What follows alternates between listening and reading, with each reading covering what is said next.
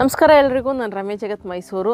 Clear ಡಾಕ್ಯುಮೆಂಟಲ್ಲಿ ಕಡಿಮೆ ಬೆಲೆಗೆ, ಕಡಿಮೆ ಅಂದರೆ ತೀರಾ ಕಡಿಮೆ ಏನಿಲ್ಲ, ಒಂದು ಒಳ್ಳೆ ಪ್ರೈಸ್ಗೆ ಇನ್ವೆಸ್ಟ್ಮೆಂಟ್ ಪರ್ಪಸ್ಗಾಗಿರ್ಬೋದು ಅಥವಾ ಕನ್ಸ್ಟ್ರಕ್ಷನ್ಗೆ ರೆಡಿ ಇರುವಂತಹ ಫುಲ್ಲಿ ಡೆವಲಪ್ ಆಗಿರುವಂತಹ ಒಂದು ಜಾಗ ಯಾರಾದರೂ ನೋಡ್ತಾ ಇದ್ದಾರೆ ಅಂಥವ್ರಿಗೆ ಈ ಒಂದು ವಿಡಿಯೋ ಯೂಸ್ ಆಗುತ್ತೆ.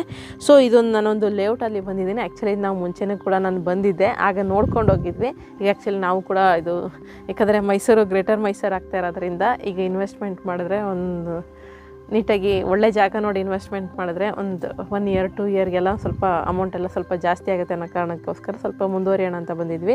ಅದೆಲ್ಲ ಹೊಡೆದು ಹಾಗೆ ಒಂದು ವಿಡಿಯೋನ ಮಾಡ್ತಾಯಿದ್ದೀನಿ. ಸೊ ಇನ್ವೆಸ್ಟ್ಮೆಂಟ್ಗಾಗಿರ್ಬೋದು, ಕನ್ಸ್ಟ್ರಕ್ಷನ್ಗಾಗಿರ್ಬೋದು, ಕ್ಲಿಯರ್ ಡಾಕ್ಯುಮೆಂಟಲ್ಲಿ ಯಾರಾದರೂ ಪ್ರಾಪರ್ಟಿನ ನೋಡ್ತಾ ಇದ್ರೆ ಅಂದರೆ ಸೈಟ್ಗಳನ್ನು ನೋಡ್ತಾ ಇದ್ದರೆ ನಿಮಗೆ ಈ ಒಂದು ವಿಡಿಯೋ ಯೂಸ್ ಆಗುತ್ತೆ. ಜೊತೆಗೆ ಇದೇ ವಿಡಿಯೋದಲ್ಲಿ ರೀಸನಬಲ್ ಪ್ರೈಸ್ ಅದು ಇದು ಏನು ಹೇಳಲ್ಲ ನಾನು. ಎಕ್ಸಾಕ್ಟ್ ಎಷ್ಟು ಲಕ್ಷ ಆಗುತ್ತೆ ಸೈಟ್ ಬೆಲೆ, ಯಾವ್ಯಾವ ಸೈಟ್ ಇದೆ 30-40 ಸೈಜು ಸಮೇತ, ರೇಟು ಸಮೇತ, ಲೊಕೇಶನ್, ಎಕ್ಸಾಕ್ಟ್ ಲೊಕೇಶನ್ ಎಷ್ಟು, ಎಕ್ಸಾಕ್ಟ್ ಲೊಕೇಶನ್ ಎಲ್ಲಿದೆ, ಜೊತೆಗೆ ಸುತ್ತಮುತ್ತ ಏನೆಲ್ಲ ಜಾಗಗಳಿದೆ, ಇದು ನಮ್ಮ ಒಂದು ಗ್ರೇಟರ್ ಮೈಸೂರಿಗೆ ಸೇರುತ್ತಾ ಏನು, ಪ್ರತಿಯೊಂದನ್ನು ಕೂಡ ನಾನು ನಿಮಗೆ ಇದೇ ವಿಡಿಯೋದಲ್ಲಿ ತಿಳಿಸ್ತೀನಿ. ವಿಡಿಯೋ ಸಂಪೂರ್ಣವಾಗಿ ನೋಡಿದ್ರೆ ನಿಮಗೆ ಗೊತ್ತಾಗುತ್ತೆ. ನಾವು ಬಂದಿದ್ದು ವಿಶ್ವಲತಾ ಪ್ರಾಪರ್ಟೀಸ್ ಅಂತ ಅಂದ್ಬಿಟ್ಟು ಇಲ್ವಾಲದ ಹತ್ರ ಬರುತ್ತೆ, ಮೈಸೂರಿಗೆ ನಿಯರ್ ಬೈ. ಇದು ಆಲ್ಮೋಸ್ಟ್ ಒಂದು 8 to 9 kilometers ಆಗುತ್ತೆ. ಸಿಟಿ ಸೆಂಟ್ರಿಂದ, ಪ್ಯಾಲೇಸಿಂದ ಹೇಳ್ತಿರೋದು ನಾನು. ಒಂದು 15 to 20 minutesಲ್ಲಿ ನಾವು ಇಲ್ಲಿಗೆ ಬರ್ಬೋದು. ಸೊ ಫುಲ್ಲಿ ಡೆವಲಪ್ ಆಗಿರುವ, ನೀವೇನು ನೋಡ್ತಾ ಇದ್ದೀರೋ ಇದು ಫುಲ್ಲಿ ಡೆವಲಪ್ ಆಗಿರುವಂತಹ ಲೇಔಟು.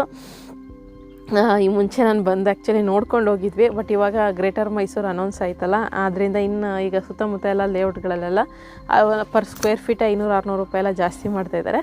ಸದ್ಯಕ್ಕೆ ಇದು ಮುಂಚೆ ನೋಡಿದ್ನಲ್ಲ, ಇದು ಅದೇ ಪ್ರೈಸಲ್ಲಿದೆ, ಮತ್ತೆ ಫೋನ್ ಮಾಡಿದೆ, ಅದೇ ಪ್ರೈಸಲ್ಲಿದೆ. ಸೊ ಸ್ವಲ್ಪ ಮುಂದುವರಿಬೇಕಿತ್ತು. ಹಾಗೆ ಅವರು ನಮ್ಮ ವ್ಯೂವರ್ ಕೂಡ ಆಗಿರೋದ್ರಿಂದ ಹಾಗೆ ಒಂದು ವಿಡಿಯೋ ಮಾಡಿಕೊಡಿ ಅಂತ ಹೇಳಿದ್ರು.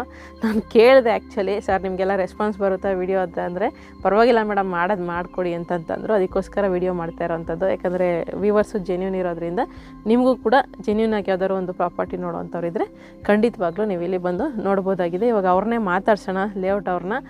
ಸೊ ಏನೇನೆಲ್ಲ ಫೆಸಿಲಿಟಿ ಇದೆ, ಎಕ್ಸಾಕ್ಟ್ ಲೊಕೇಶನ್ ಏನು, ಎಕ್ಸಾಕ್ಟ್ ಎಷ್ಟು ಲಕ್ಷ ಆಗುತ್ತೆ ಅಂತ ಅಂದ್ಬಿಟ್ಟು ಕೂಡ ನಿಮಗೆ ಇದೇ ವಿಡಿಯೋದಲ್ಲಿ ತಿಳಿಸ್ತೀನಿ. ಯಾಕಂದರೆ ರೀಸನಬಲ್ ಪ್ರೈಸ್ ಅನ್ನೋದು ಅಲ್ಲಿ ಬಂದು ಇದು ಮಾತಾಡೋದು ಅದೆಲ್ಲ ಬೇಡ.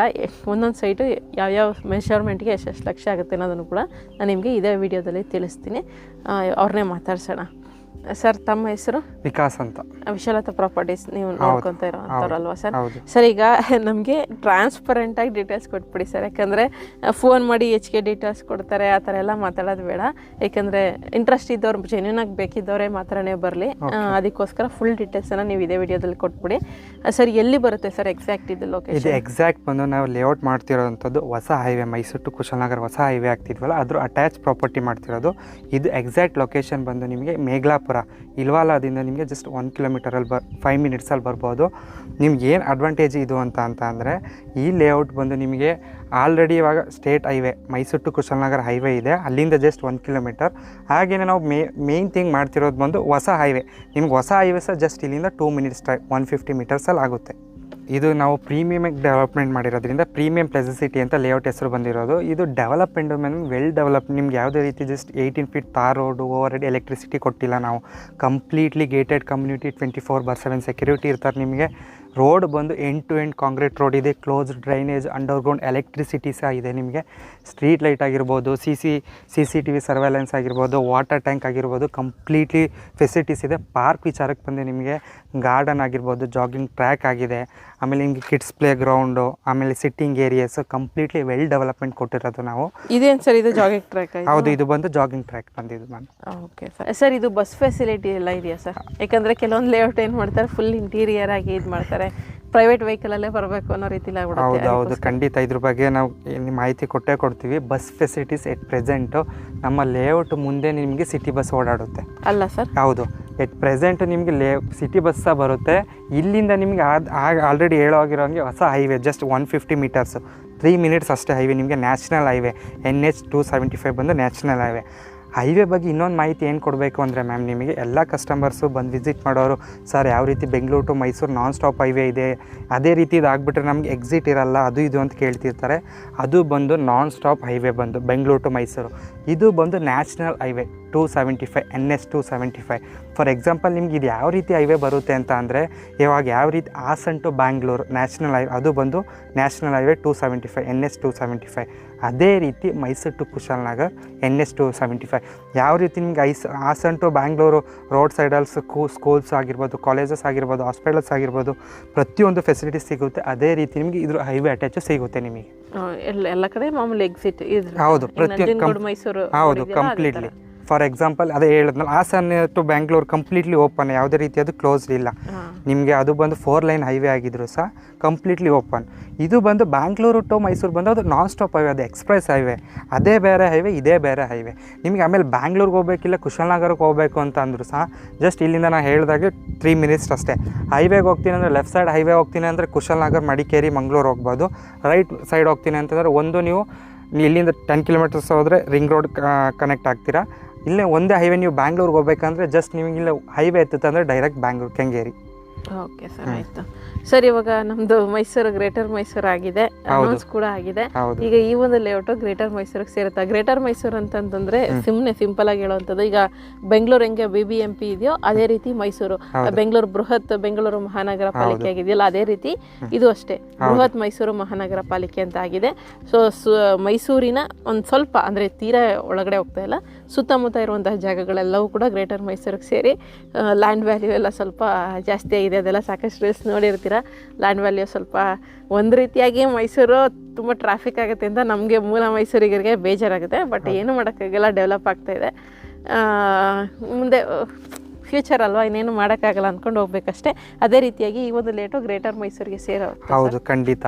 ಗ್ರೇಟರ್ ಮೈಸೂರು ಬಂದು ಮ್ಯಾಮ್ 12 ಗ್ರಾಮ ಪಂಚಾಯತಿ ಬಂದು ಗ್ರೇಟರ್ ಮೈಸೂರಿಗೆ ಸೇರಿಸ್ತಿದ್ದಾರೆ. ಅದರಲ್ಲಿ ಬಂದು 12ರಲ್ಲಿ ಒಂದು ನಮ್ಮದು ಇಲ್ವಾಲನು ಬಂದು ಗ್ರೇಟರ್ ಮೈಸೂರಿಗೆ ಸೇರ್ತಿದ್ದಾರೆ.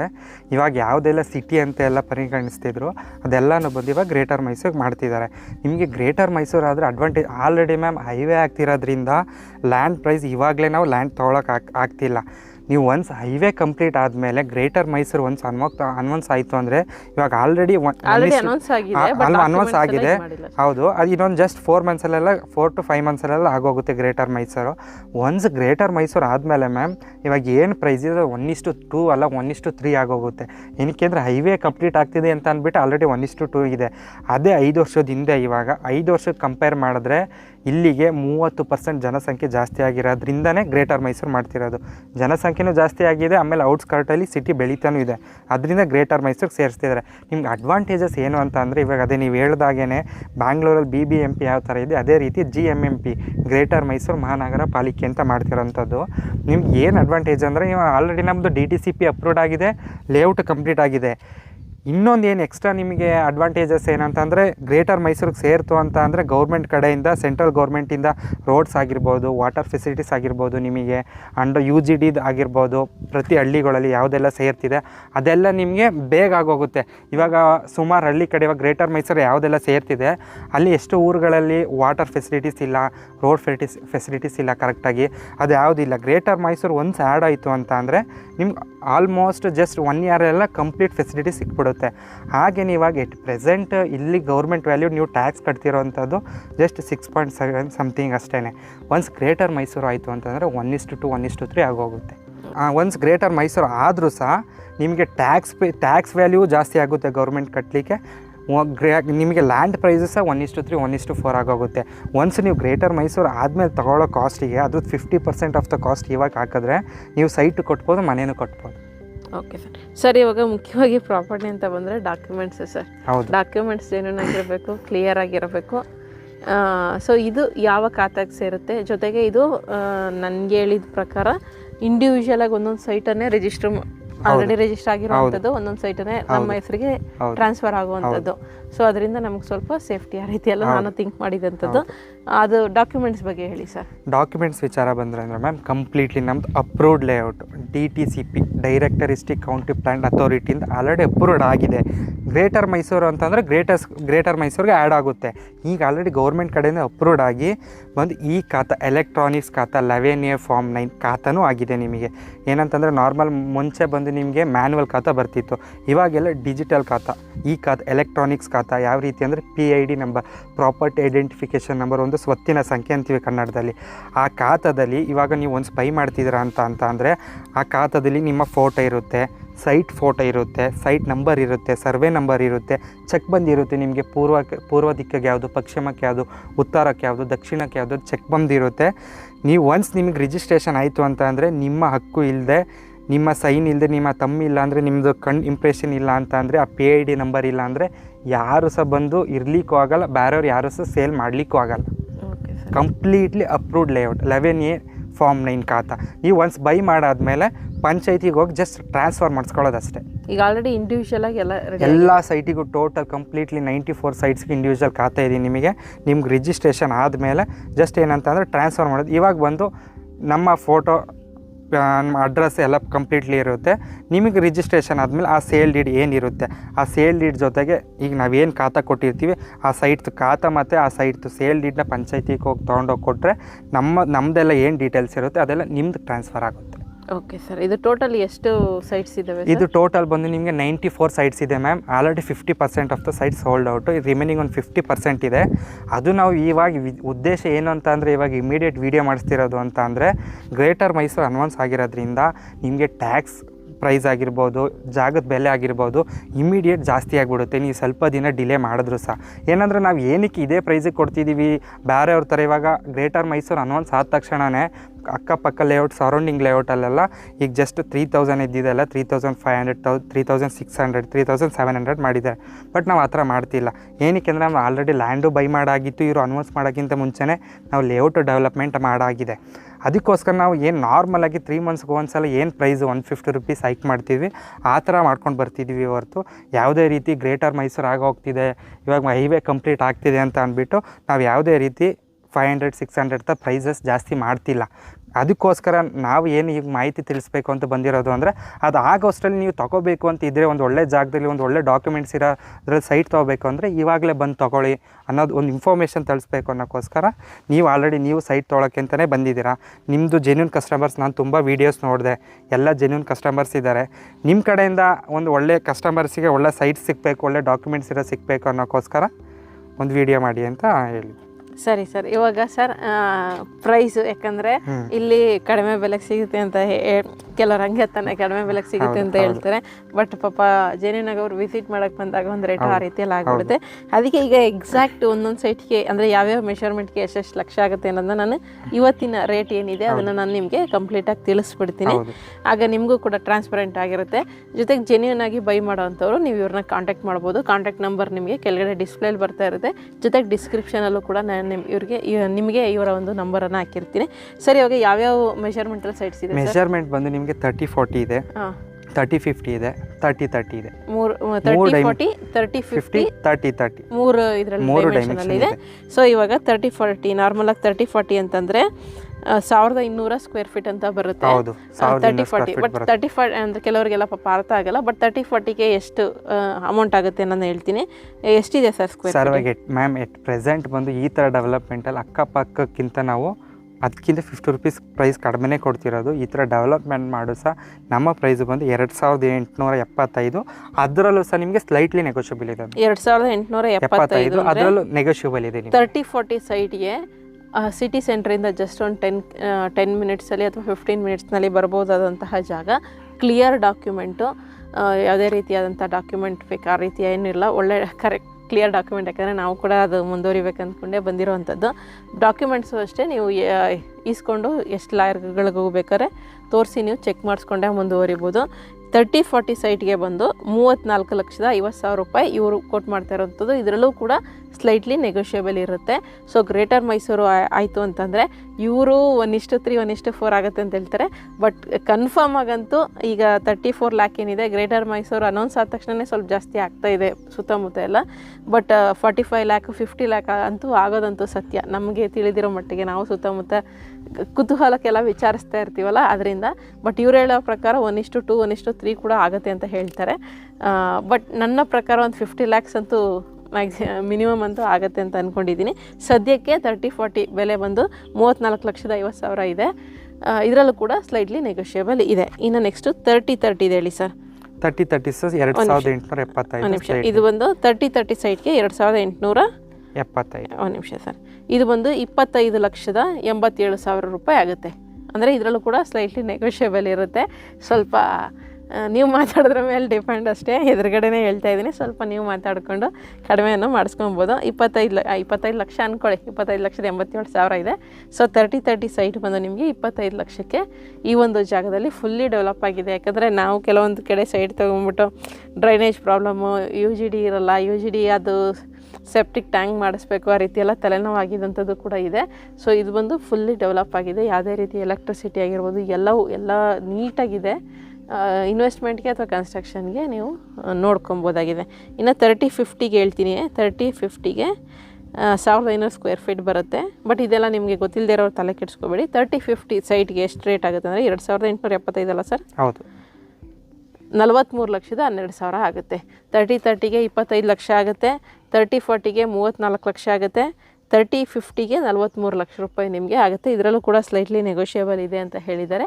ಸೊ ನೀವು ಮಾತಾಡಿಕೊಂಡು ಇಂಟ್ರೆಸ್ಟ್ ಇರೋರೆ, ನಾವು ಏನೋ ವಿಡಿಯೋ ಮಾಡ್ತಾ ಇದ್ದೀನಿ ಅಂತ ಅಂದ್ಬಿಟ್ಟು ಎಲ್ಲ ಬಂದು ತೊಗೊಬಿಡಿ, ಆ ಥರ ಎಲ್ಲ. ನಿಮ್ಗೆ ಯಾರಾದರೂ ಪ್ರಾಪರ್ಟಿ ಮೇಲೆ ಇನ್ವೆಸ್ಟ್ಮೆಂಟ್ ಮಾಡಬೇಕು ಅಂತ ಇರೋರು ಇದ್ದರೆ, ಅಥವಾ ಯಾವ್ದಾದ್ರು ಪ್ರಾಪರ್ಟಿ ತೊಗೋಬೇಕು, ಏನೋ ಮನೆ ಕಟ್ಟಿಸ್ಕೋಬೇಕು ಅಂತ ಇದ್ದರೆ, ಜೆನ್ಯೂನ್ ಆಗಿರುವಂಥದ್ದು, ಕ್ಲಿಯರ್ ಡಾಕ್ಯುಮೆಂಟ್ಸಲ್ಲಿರೋವಂಥದ್ದು ಯಾರಾದರೂ ಬೇಕಿದ್ದರೆ ನೀವು ಇವ್ರನ್ನ ಖಂಡಿತವಾಗ್ಲೂ ಕಾಂಟ್ಯಾಕ್ಟ್ ಮಾಡ್ಬೋದಾಗಿದೆ. ಡಿಸ್ಕ್ರಿಪ್ಷನಲ್ಲೇ ಹಾಗೆ ಡಿಸ್ಪ್ಲೇಲಿ ನಂಬರ್ ಇರುತ್ತೆ. ಸೊ ಬಸ್ ಫೆಸಿಲಿಟಿ ಕೂಡ ಇದೆ. ನಾನು ನಿಮಗೆ ಅದು ಬೇರೆ ಇದರಲ್ಲೇ ಮೇಲೆ ಕ್ಲಿಪ್ ಹಾಕ್ತೀನಿ ನೋಡಿ, ಅಲ್ಲಿ ಕಾಣ್ತಾ ಇದೆಯಲ್ಲ ಲೇಔಟು. ಈ ಲೇಔಟ್ಗೆ ಅಟ್ಯಾಚ್ ಆದಂಗೆ ಇದೆ ಸಿಟಿ ಬಸ್ ಸ್ಟ್ಯಾಂಡ್. ಇಲ್ಲೇ ಸಿಟಿ ಬಸ್ಗಳು ಇಲ್ಲೇ ಓಡಾಡ್ತವೆ.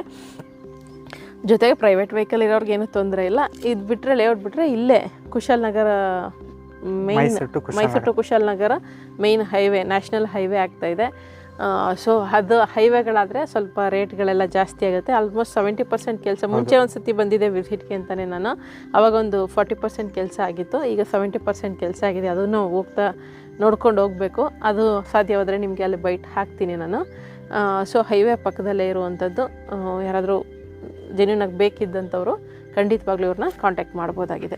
ನಿಮಗೆ 3 ಕಿಲೋಮೀಟರ್ಸ್ ರೇಡಿಯಸಲ್ಲಿ ಇನ್ಫೋಸಿಸ್ ಆಗ್ಬೋದು, LNT ಆಗಿರ್ಬೋದು, ಬೆಮೆಲ್ ಆಗಿರ್ಬೋದು, ಹಾಗೆಯೇ ಬಂದು ನಿಮಗೆ ಇದೆಲ್ಲ ಕೆಲಸ ಮಾಡೋವಂಥದ್ದು. ನಿಮಗೆ ಸ್ಕೂಲ್ಸ್ ಕಾಲೇಜಸ್ ಬಂದು ಇನ್ನೂ ನಿಯರ್ ಜಸ್ಟ್ 1 ಕಿಲೋಮೀಟರ್ಸಲ್ಲಿ Deepavali international school, Myra business school ಬಂದು ನಿಮಗೆ ಜಸ್ಟ್ ಇಲ್ಲಿಂದ 10 ಮಿನಿಟ್ಸ್ 5 ಮಿನಿಟ್ಸ್ ಡ್ರೈವ್ ಅಷ್ಟೇ.